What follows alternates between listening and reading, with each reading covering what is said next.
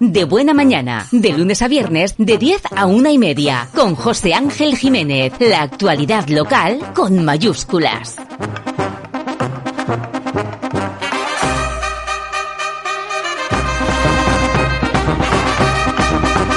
Bueno, pues continuamos con más cosas a esta hora aquí en Cadena Azul, 12:06 de la mañana, y como casi siempre, y como mejor dicho, como hemos cambiado de hora, pues ahora a las 12 del mediodía recibimos a nuestro arquitecto Enrique Miñarro. ¿Qué tal? Buenos mediodías. Buenos mediodías, ¿qué tal? Bueno, esto no ha cambiado, sigue siendo mediodía. Claro, sigue siendo mediodía. Bueno, pues nada, encantado de saludarte, de que estés con nosotros, de seguir aprendiendo cosas de arquitectura. Y bueno, pues hoy vamos a hablar también de un nuevo tema que lleva el título de biomimética, es así, ¿no? Correcto. Pues ahora nos explicarás qué es esto de la biomimética. Pues yo lo explico, esto viene a raíz de un artículo que ha aparecido ahora, en el que empiezan a aparecer materiales que proceden directamente de la naturaleza. La biomimética, como su propio nombre indica, es la reproducción o la recreación de determinados elementos de manera artificial o por medios humanos de partes o soluciones que se encuentran ya implementadas en la naturaleza. Esto no es nada raro. Buckminster Fuller, hace ya más de medio siglo, construía y Piñero, el referente murciano en este sentido, también tomaba como referencia esas estructuras plegables que se encuentran en algunas partes de la naturaleza o en las articulaciones de las alas de las aves u otros animales para construir las cúpulas plegables e incluso algunas plantas que tienen esa capacidad de desplegarse, pues también inspiraron unas pérgolas enormes que al final se han popularizado. ¿Y quién no tiene en su jardín una pérgola de estas articuladas que se expande? Pues todas esas estructuras que hacían una lectura orgánica y lo llevaban al mundo de la industria para luego popularizarlo y resolver muy bien cuestiones que luego se fabricarían en serie, ahora ya no solamente encuentran una lectura en acero, porque Buckminster Fuller ejecutaba, igual que Piñero, ejecutaban todas sus estructuras en base a elementos materiales que son pues no orgánicos. El metal al final era una reproducción en geometría. Hace mucho tiempo también autores como Darcy Thompson y Robert Le Ricolet escribieron acerca de cómo los crecimientos vegetales y cómo incluso los cráneos de los animales podían estudiarse en función de cómo crecían basándose en los esfuerzos. Y también por profesores de la Escuela de Madrid como Ricardo Aroca hablan del tejido hematopoyético, el tejido de dentro del hueso, en función de esos crecimientos cálcicos que se dan en función de los esfuerzos. O sea, en base a cómo tú ejercites una determinada parte del hueso, va a crecer su interior para reforzar esos elementos en los que aparece una tensión. Entonces aparecen elementos que sostienen el interior del hueso o que ponen en contacto partes que aguantan una serie de esfuerzos. Todo esto, que es apasionante y es un campo precioso de estudiar, porque efectos de estructuras lo que nos dicen es que todo está resuelto en la naturaleza. Todo tiene ya una resolución y podemos aprender muchísimo. Pues bien, ahora hemos dado un paso más y lo que nos encontramos es que no solamente es la reproducción de ese tipo de materiales, sino que estamos trabajando a nivel microscópico e incluso con los propios materiales que proceden de la naturaleza para construir. Y vamos a hablar hoy de 4 cosas muy interesantes. Del efecto de la flor de loto, vamos a hablar de las escamas de los tiburones, vamos a hablar de bacterias que reparan el hormigón y vamos a hablar de la resistencia de la seda. O sea, yo creo que esto a mí me ha encantado cuando lo he leído, porque son 4 puntos para que veamos cómo la naturaleza, en base a una conciencia global que tiene que ver con la ecología y la reducción de la huella de carbono y un uso más inteligente de los recursos naturales, la naturaleza nos está dando nuevos recursos que podemos implementar en la construcción y en la arquitectura con unos resultados sorprendentes. ¿Y primero de ellos. Y que, por ejemplo, Perdón, sí, el primero de ellos. El primero de ellos, ¿cuántas veces hemos visto que se adhieren las cosas a un plato o que se queda pegado en una pared algo y no se puede retirar, o incluso este efecto de los grafitis que a veces tienen marcas sobre las fachadas. Sí. ¿Cuántas veces hemos pensado, y si existiese un material que tuviese una capacidad antiadherente per se, sin ningún revestimiento adicional, que impidiese que se pegasen los platos, que se adhiriesen las cosas? ¿Y si consiguiésemos esa cuestión? Pues bien, las flores de loto que flotan sobre los estanques y que todos conocemos por estas estampas idílicas, resulta que tienen en sus hojas una estructura ondulante que reduce la fricción de una manera que la adherencia es mínima. Esto se ha implementado en investigaciones para resolver, por ejemplo, platos en los que, si vemos las imágenes que se ven en los vídeos de los experimentos, se vierte miel encima de un plato, que es una sustancia viscosa, pegajosa, y se ve como la gota cae perfectamente atraviesa el plato y no se queda adherida en absoluto. Esta fricción, esta reducción de la fricción no solamente es importante para esta cuestión. Imagina lo que supondría encontrar materiales que a efectos de impermeabilización, en cubiertas, en paramentos, sirviesen para proteger todo esto. Pues bien, el efecto de la flor de loto, que se llama así, viene a darnos una solución que la naturaleza ha implementado para proteger una planta, pero en este caso se está estudiando para que las superficies sean autolimpiables e hidrófugas. Y da dos aplicaciones que a mí me parecen muy interesantes, que es, por ejemplo, las fachadas de los rascacielos. Imagínate que fuésemos capaces de hacer que esos rascacielos tan altos tuviesen fachadas autolimpiables, que no necesitasen toda esa paramenta y todos esos servicios especializados que hacen pues casi escalada para limpiar los cristales y los revestimientos. Si fuésemos capaces de implementar esta tecnología, imagínate cómo se optimizarían esos recursos. Y luego otro que tiene que ver con la eficiencia energética. Yo me acuerdo de los pájaros, ¿no? De la problemática que tenemos con los excrementos, por ejemplo, de pájaros, ¿no? Claro, tú imagínate que no se adhiriesen. Que no se adhiriesen a los paños de cristal o los paños que se encuentran revistiendo una fachada, porque tuviesen este acabado. Pues es un problema mucho menor. Y el segundo, que también es muy interesante, es la eficiencia energética de las placas solares. ¿Por qué? Porque uno de los problemas de las placas solares que se encuentran en climas desérticos, en los cuales la radiación solar es más elevada, el problema que tiene es que el polvo, por arrastre, acaba por cubrirlas. Y para tener una captación solar óptima, tiene que haber unos servicios de limpieza que mantengan esas placas despejadas de esa capa de polvo que al final acabaría por cubrirlas. Pues bien, si aplicásemos estas superficies que bajan la adherencia basándonos en el efecto de la flor de loto a esas placas solares, reduciríamos la cantidad de polvo que se adhiere y tendríamos que esas placas mantienen una eficiencia con un mantenimiento muy, muy, muy reducido. Eso por hablar de algunos de estos. A mí lo de que sea autolimpiable e hidrófugo me ha parecido fantástico, porque luego iría a parar a cualquier tipo de aplicación submarina, a cualquier tipo de aplicación de exposición especial a ambientes agresivos. En fin, hay una serie de pros que proceden de la observación de una planta y de esa observación microscópica que al final van a servir para que la arquitectura se sirva y vaya optimizando los materiales. El siguiente, las escamas de la piel de los tiburones. ¿Esto de dónde sale?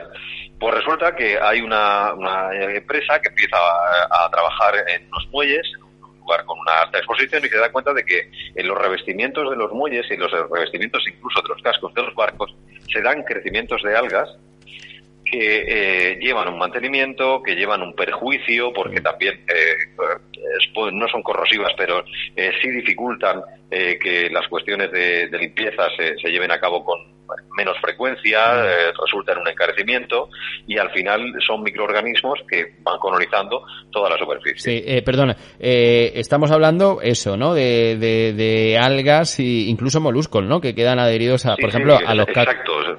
Cualquier tipo de organismo o microorganismo que pueda adherirse a una superficie puede causar finalmente un perjuicio sobre ese elemento que estamos intentando proteger o que se encuentra expuesto al ambiente marino. Pues bien, empiezan a estudiar las escamas de los tiburones.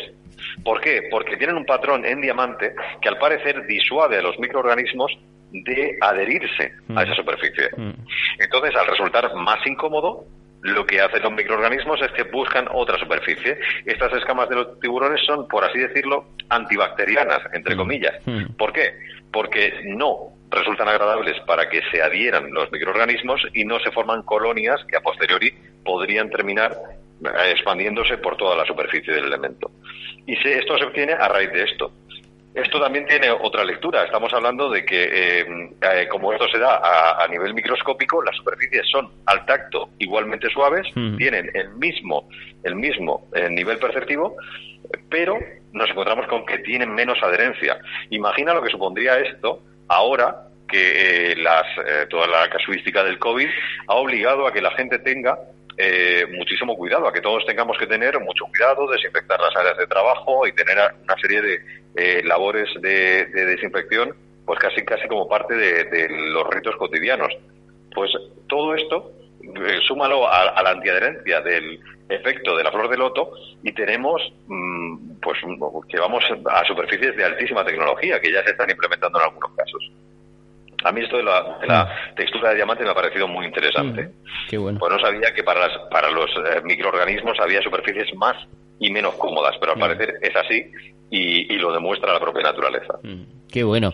O sea que el futuro está en el pasado y en la naturaleza, o sea que muy fuerte. Sí, pero bueno, pero de una manera clarísima. Y esto que te voy a contar, lo siguiente, a mí me ha encantado.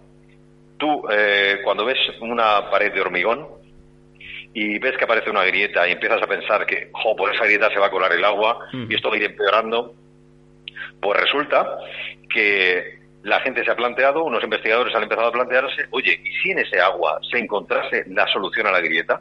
Y lo que han hecho ha sido crear con una bacteria que se encuentra encapsulada en unas pequeñas esferas dentro del propio hormigón, un hormigón que se autorrepara.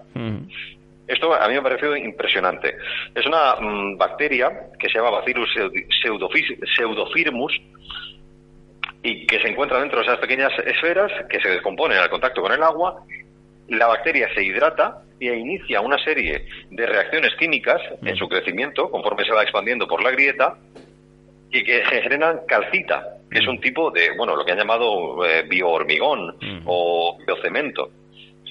Fíjate qué cosa, o sea, al final tenemos un muro que le sale una fisura y que él solo, conforme le va entrando el agua de la intemperie, o por el rocío, o por las precipitaciones, al final va hidratando esas pequeñas moléculas que están dentro, se produce una reacción y empieza a fermentar una bacteria que al final termina por curar el hormigón. Esto está en una fase experimental, pero al parecer ya han conseguido que determinadas fisuras de un tamaño razonable se colmaten. Esto quiere decir que se paraliza el proceso de filtración, porque has llenado de cemento natural una fisura que había aparecido en tu cemento artificial.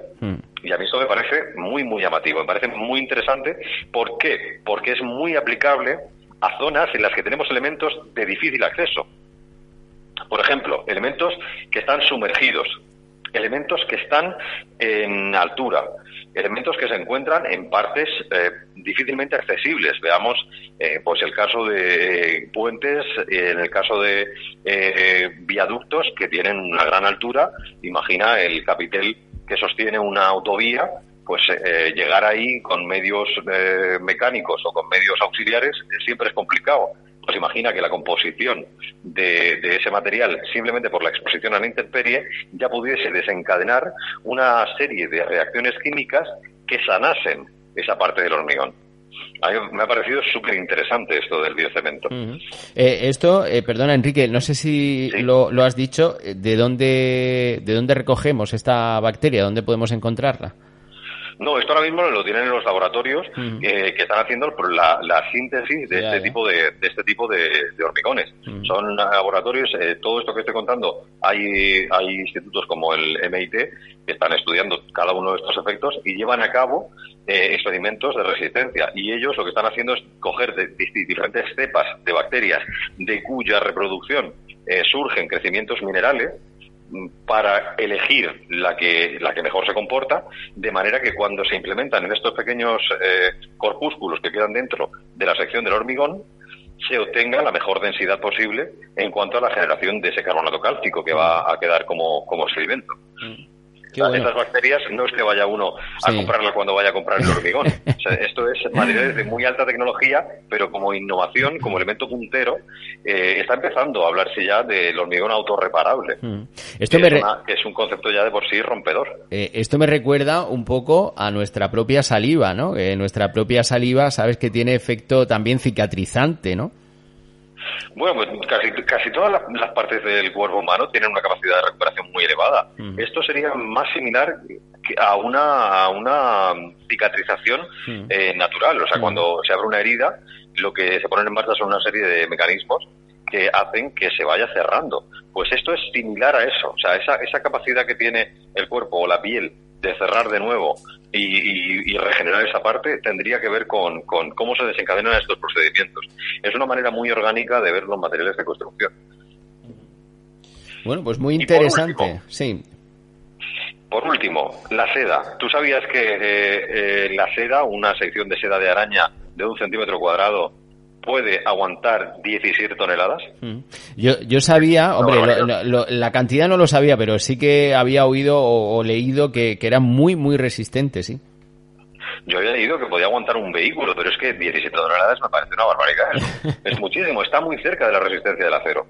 Está muy cerca de la resistencia del acero y, de hecho, la fibra de la seda de las arañas dio como resultado, o sea, la investigación de la resistencia de este tipo de fibras ha dado como resultado fibras como la aramida o como, bueno, lo que se conoce con el nombre comercial de Kevlar, es en realidad un conglomerado de fibras, la fibra de carbono, la fibra de todas estas fibras que aparecen muy resistentes, proceden del estudio de fibras naturales. Y en el caso que nos ocupa no solamente esta seda que es tan difícil de obtener de las arañas, sino que se está consiguiendo, como para sintetizar seda de araña es mucho más complicado, lo que se está haciendo es utilizar seda de gusano, los gusanos de seda, y se les permite, imagina que se haces una pequeña trama, están haciendo una serie de tramas, es que ellos usan como guía y van tejiendo sobre eso.